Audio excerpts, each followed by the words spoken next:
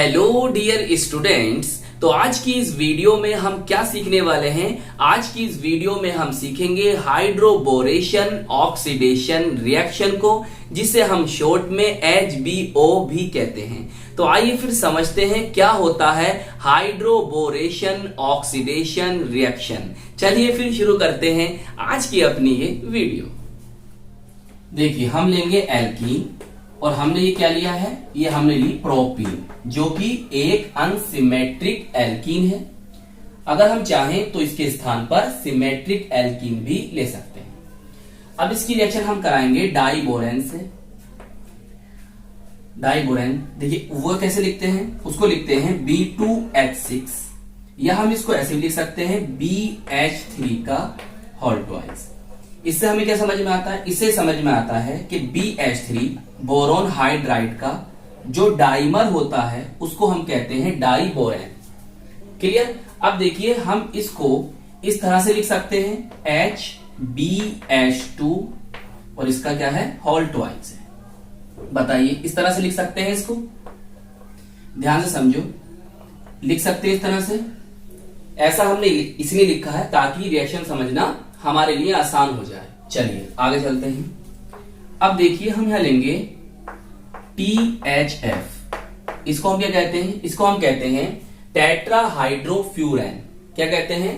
Tetrahydrofuran, या हम इसको कह सकते हैं ऑक्सोलेन। अब ये हमने क्यों लिया है, यदि हम आपको समझाएंगे। देखिए, हमें यहां से एक यूनिट चाहिए, मतलब आपके पास जो है BH3 की कितनी यूनिट है? 2 यूनिट है। क्लियर? अब एक बात और समझो। देखिए ये जो होता है बोरोन हाइड्राइड, इसको मैं इस तरह से लिखूं तो देखिए बोरोन का जो ऑक्टेट है वो कंप्लीट नहीं है। क्लियर? और ये जो होता है अनस्टेबल होता है। अपने आप को स्टेबल बनाने के लिए ही ये क्या करता है, अपनी ही यूनिट से ऐड हो जाता है और डाइमर को बनाता है। मगर इस रिएक्शन में हमें क्या चाहिए? केवल इसका एक यूनिट चाहिए, हमें केवल एक BH3 चाहिए। तो इसके डाइमर बनने से रोकने के लिए, मतलब ये अपना डाइमर ना बनाए, उसको रोकने के लिए हम क्या करते हैं, THF लेते हैं। क्लियर? देखिए इसे इस तरह समझो। देखिए टेट्राहाइड्रोफ्यूरोन कौन होता है? एक साइक्लिक ईथर होता है। कौन होता है? एक साइक्लिक ईथर होता है। देखिए अब जो हमारे पास BH3 है, इसके पास क्या है, 2 इलेक्ट्रॉन की कमी है, या ऐसे कह लीजिए एक इलेक्ट्रॉन पेयर की कमी है इसके पास। इसीलिए हम इसे कह सकते हैं कि ये एक लुईस एसिड की तरह बिहेव करता है। क्लियर? तो इसमें क्या होती है, इलेक्ट्रॉन की कमी होती है, इसका ऑक्टेट कंप्लीट नहीं होता है। तो THF जो है हमारा, जो एक साइक्लिक ईथर है, ये अपने जो ये लोन पेयर ऑफ इलेक्ट्रॉन है किसे दे देता है, इसको दे देता है, जिससे इसका डाइमर नहीं बन पाता। क्लियर? तो हमने क्या समझा? हमने ये समझा कि BH3 अपना डाइमर ना बनाए, इसीलिए हम THF का यूज करते हैं। बताइए समझ में आ गया? चलिए आगे देखिए अब हम HBH2 को इससे जोड़ेंगे। कैसे जोड़ेंगे वो समझो। देखिए जो हमारा ये बोरोन है, क्लियर, ये बोरोन है, डबल बॉन्ड के उस कार्बन के पास जाएगा, डबल बॉन्ड के उस कार्बन के पास जाएगा जिस पर हाइड्रोजन की संख्या ज्यादा हो। तो देखिए हमारा carbon between carbon double bond यहां पर है, और इन दोनों कार्बन में हाइड्रोजन की संख्या इस पर क्या है, ज्यादा है। तो बोरोन जो है हमारा एटम, वो कहां आएगा, यहां पर, और हाइड्रोजन कहां पर आ जाएगा, यहां पर आ जाएगा। क्लियर? साथ में एक बात और याद रखो। देखिए इस वाले कार्बन पर क्या है, sp² हाइब्रिडाइजेशन होता है, और इस वाले कार्बन पर भी sp² हाइब्रिडाइजेशन होता है। तो हम इसे इस तरह से भी कह सकते हैं। देखिए जो बोरोन है sp² हाइब्रिडाइज्ड वाले उस कार्बन से जुड़ेगा जिस पर हाइड्रोजन की संख्या ज्यादा होगी। क्लियर? ऐसे भी आप कह सकते हैं। चलिए अब इतना समझ में आ गया, इसका आप एडिशन कर दो। देखिए क्या आएगा, CH3। क्लियर? फिर आगे देखो CH, यहां पर सिंगल बॉन्ड होगा, और ये CH2, यहां पर कौन आ जाएगा, BH2 आ जाएगा।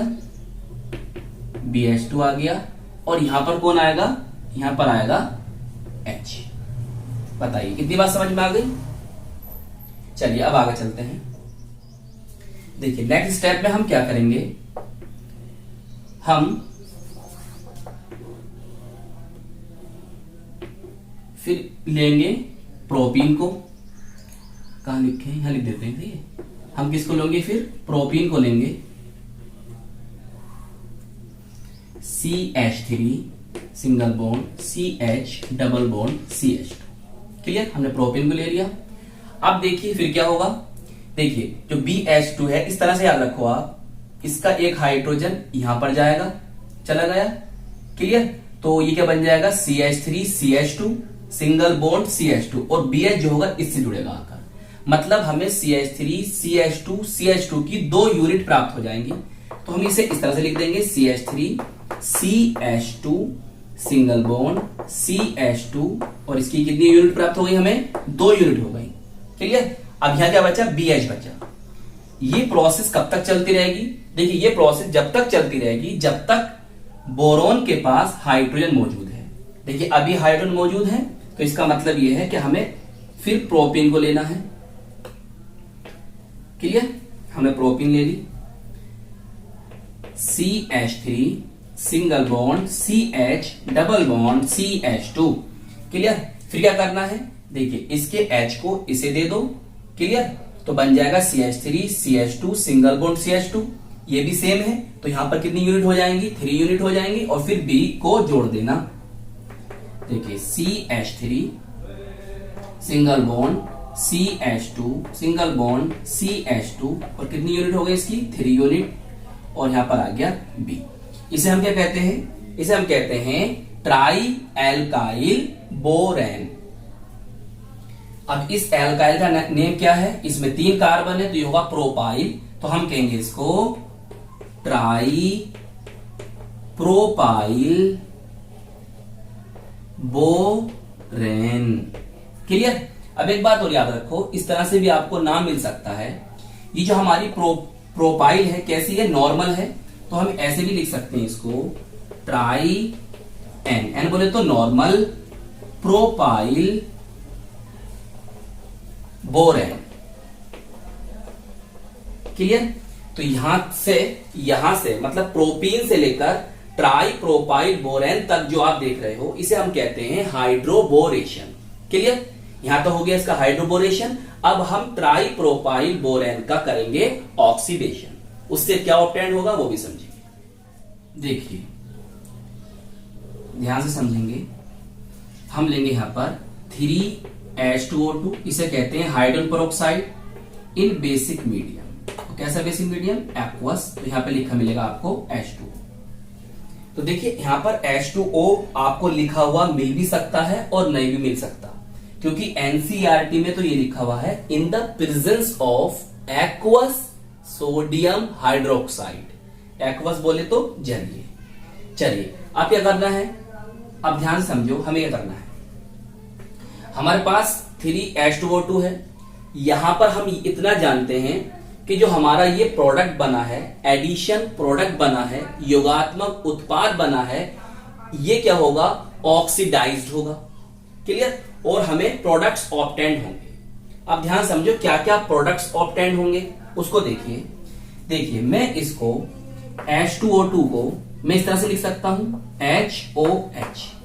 क्लियर, बीच में समय सिंगल बॉन्ड होगा, ये पेरोक्साइड बॉन्ड आ गए। क्लियर, अभी कितने हैं हमारे पास, 3 लिए हमने। अब 3 सर कैसे याद करें, देखिए इसे ऐसे याद कर लीजिए, ये कितने हैं, 3 हैं, तो बस यहां पर 3 लगा दो।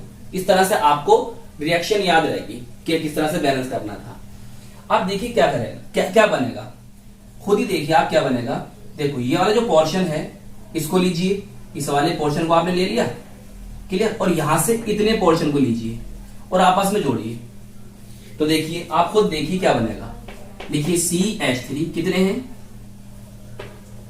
3 हैं, तो 3 आगे लगा दीजिए। चलिए CH3 single bond CH2 single bond CH2। अब ये कौन है आपके पास, इसको लिखिए इस तरह से। ठीक है, अब देखो कौन बन गया, ये बन गया आपका एल्कोहल। इसका आईयूपीएसी नेम होगा प्रोपेनॉल, या हम कह सकते हैं प्रोपेन 1 ऑल। क्लियर। और कॉमन नेम होगा एन प्रोपाइल एल्कोहल। एन बोले तो नॉर्मल, क्योंकि ये क्या है, एक नॉर्मल चेन है। इतनी बात समझ में आ गई। तो हमने क्या जाना, हमने ये जाना कि हमारा जो ट्राई प्रोपाइल बोरेन है ये ऑक्सीडाइज्ड होकर हमें एल्कोहल देगा। क्लियर। अब देखिए साथ में क्या बनेगा, और प्लस करिए। देखिए आपके पास क्या बचा है, बी बचा है, लिख दीजिए बी को। आपके पास 3 OH बचे हैं, बस उसे लिखिए OH और यहां पर लगा दीजिए 3। तो BOH का होल थ्राइस ये भी आपको यहां पर बनेगा। आइए इस रिएक्शन को हम एक बार और समझ लेते हैं ताकि हमें ये रिएक्शन अच्छी तरह से समझ में आ जाए और हमें याद हो जाए। देखिए हमने लिया प्रोपीन लिया, क्लियर। और हमने क्या लिया, साथ में बोरेन लिया, क्लियर। अब बोरेन में इसको हमें ऐड करना है, इसका एडिशन करना है। तो किस तरह से करा हमने करा कि जो हमारा बी है वो हम इस वाले कार्बन से जोड़ें क्योंकि इसके पास हाइड्रोजन ज्यादा थे, और H को हम इस वाले कार्बन से जोड़ दें। तो हमने H को इस वाले कार्बन से जोड़ दिया और BH2 को मतलब बोरोन को इस वाले कार्बन से जोड़ दिया। तो हमें इस तरह का प्रोडक्ट ऑब्टेन हो गया। फिर हमें ये प्रोसेस आगे जारी रखनी है। कब तक जारी रखनी है, कि जब तक बोरोन के पास हाइड्रोजन खत्म ना हो जाए, जब तक आपको ये प्रोसेस जारी रखनी है। फिर हमने प्रोपीन ली, क्लियर। प्रोपीन ली तो अब क्या करना है आपको, देखिए यहां से एक हाइड्रोजन लीजिए, इसको दे दीजिए, तो बन जाएगा ये क्या बनेगा, CH3 CH2 single bond CH2। और ये भी क्या है आपके पास, CH3 CH2 CH2। तो इस प्रकार से आपको इसकी 2 यूनिट प्राप्त हो गई, क्लियर। और यहां पर क्या बचा, BH बचा, तो हमने लिख दिया BH, क्लियर। फिर हमें फिर प्रोपीन लेनी है क्योंकि अभी इसके पास एक हाइड्रोजन मौजूद है। फिर देखिए आप इस वाले हाइड्रोजन को इसको दे दीजिए, तो ये क्या बन जाएगा, CH3 CH2 single bond CH2। अब देखिए ये 1 यूनिट और आपके पास 2, ये तो कितनी यूनिट बन गई, आपके पास 3 यूनिट बन गई। और यहां पर हाइड्रोजन क्या हो गया, खत्म हो गया। तो अब ये प्रोसेस आगे नहीं चलनी है। तो यहां से लेकर यहां तक मतलब ट्राई प्रोपाइल बोरेन तक की प्रोसेस को हम कहते हैं हाइड्रोबोरेशन, क्लियर। तो हाइड्रोबोरेशन के द्वारा हमें ट्राई प्रोपाइल बोरेन ऑब्टेन होगा, प्राप्त होगा, क्लियर। तो इस तरह से आप इस प्रोसेस को याद कर सकते हैं। साथ में हमने आपको यही बताया कि भाई हम यहाँ THF क्यों ले रहे हैं, जबकि NCERT में यहाँ पर THF नहीं लिखा हुआ है, अगर आप देखेंगे तो, क्लियर। फिर अब देखिए इससे आगे इसका होगा ऑक्सीडेशन। हम ऑक्सीडेशन क्या करेंगे, करने के लिए हम लेंगे H2O2 हाइड्रोजन पेरोक्साइड और in the presence of aqueous sodium hydroxide. तो हमने इसको इस तरह से लिखा, क्लियर। अब हमें कैसे याद करना है, देखिए हमने हाइड्रोजन पेरोक्साइड H2O2 लिया, अब यहाँ कितने थे, 3 थे, तो हमने यहाँ पर क्या लगा दिया, 3 लगा दिया। अब हमने इसको लिखा इस तरह से लिख लिया। अब देखिए ये आपके पास 3 यूनिट है और यहां से हमने 3HO मतलब 3HO को लिया और इनको आपस में जोड़ा तो हमें प्राप्त हो गई अल्कोहल। तो हमने जान लिया, क्या जान लिया कि ट्राई प्रोपाइल बोरेन ऑक्सीडाइज्ड होकर हमें क्या देगा, अल्कोहल देगा। अब साथ में और क्या बना वो भी समझिए। हमारे पास यहां बचा था बी बचा था, हमने बी को यहां पर लिख दिया, क्लियर। और साथ में हमारे पास बचा था 3OH, तो हमने इस OH को इस तरह से लिखा और ये 3 थे, उसको 3 को यहां पर लगा दिया। तो BOH का होल थ्राइस हमें इस तरह से ऑब्टेन हो जाएगा। तो इसे हम कहते हैं हाइड्रोबोरेशन ऑक्सीडेशन रिएक्शन और शॉर्ट में कहते हैं HBO, क्लियर। आइए अब इसे हम सीखते हैं 1 स्टेप में किस तरह से लिखें। देखिए हमने ली थी propene CH3 single bond CH double bond CH2, ये कौन है, प्रोपीन है। और फर्स्ट स्टेप में हमने क्या लिया था, डाइबोरेन B2H6 और THF। सेकंड स्टेप में हमने इसका ऑक्सीडेशन कराया था, तो हमने क्या लिया था, हाइड्रोजन पेरोक्साइड H2O2 और बेसिक मीडियम, चाहो तो H2O भी लिख सकते हो। देखिए यहां पर कुछ और बातें भी जानिए। यहां पर वाटर का एडिशन होगा इनडायरेक्टली। मैंने क्या कहा कि यहां पर इनडायरेक्टली वाटर का एडिशन होगा और जो एडिशन होगा वो एंटी मार्कोवनी कोव रूल के अकॉर्डिंग होगा। इस बात को भी आप समझिए। देखिए ये है हमारा H2O, इसे आप इस तरह से याद रखिए, यहां से बनेगा H positive OH negative, clear. केवल मैं आपको समझाने के लिए ऐसा बता रहा हूं, समझिए केवल आप। तो देखिए यहां पर अगर हम देखें तो कार्बन, बिटवीन कार्बन है, डबल बॉन्ड है। तो जो हमारा ये वाला OH नेगेटिव वाला पार्ट है वो डबल बॉन्ड के उस कार्बन से जाके जुड़ेगा जहां पर हाइड्रोजन क्या है, ज्यादा है। क्लियर। और ये वाला पार्ट यहां पर आ जाएगा। अगर यहां पर एडिशन होता मार्कोवनी कोव रूल के अकॉर्डिंग, तो ये वाला जो पार्ट है हमारा नेगेटिव पार्ट है वो कहा जाता, यहां पर आकर जुड़ता। क्लियर। अब देखिए यहां पर हम जो कह रहे हैं कि भाई वाटर का जो एडिशन हो रहा है वो इनडायरेक्टली हो रहा है। इसका मतलब क्या है कि यहां से यहां तक आपको कहीं वाटर दिखाई दे रहा है, H2O दिखाई दे रहा है, नहीं दिखाई दे रहा। तो फिर ये H2O मतलब H और ये OH आपने यहां पर कैसे जोड़े उसे हम समझाएंगे। पहले आप जोड़ दीजिए ना जरा। देखिए CH3CH। क्लियर। यहां पर कौन आ जाएगा, H आ जाएगा। लिखिए मैं इसे इस तरह से लिख देता हूं। क्लियर। फिर कौन है CH2 और यहां पर कौन आ जाएगा, OH आ जाएगा। क्लियर। अब समझो देखो ध्यान से। देखिए ये वाला जो H आया है वो आया है आपका किससे, BH3 से। मतलब हमें जो H प्राप्त हुआ है वो हाइड्रोबोरेशन से प्राप्त हुआ है, ऐसे याद रखिए। और जो ये OH आया है वो किससे आया है, H2O2 हाइड्रोजन पेरोक्साइड से आया है। मतलब ऑक्सीडेशन से हमें OH प्राप्त हुआ है। तो इसलिए हम कह रहे हैं कि यहां पर जो हुआ है वाटर का इनडायरेक्टली एडिशन हुआ है। क्लियर। H कहां से आया वही पता चला और OH कहां से आया ये भी आपको पता चल गया। ये थी आज की हमारी रिएक्शन जिसे हम कह रहे हैं हाइड्रोबोरेशन ऑक्सीडेशन रिएक्शन, और शॉर्ट में कहते हैं HBO। तो आई होप ये रिएक्शंस आपको अच्छी तरह से समझ में आ गई होगी और हम मिलेंगे आपको इसकी नेक्स्ट वीडियो में। All the very best.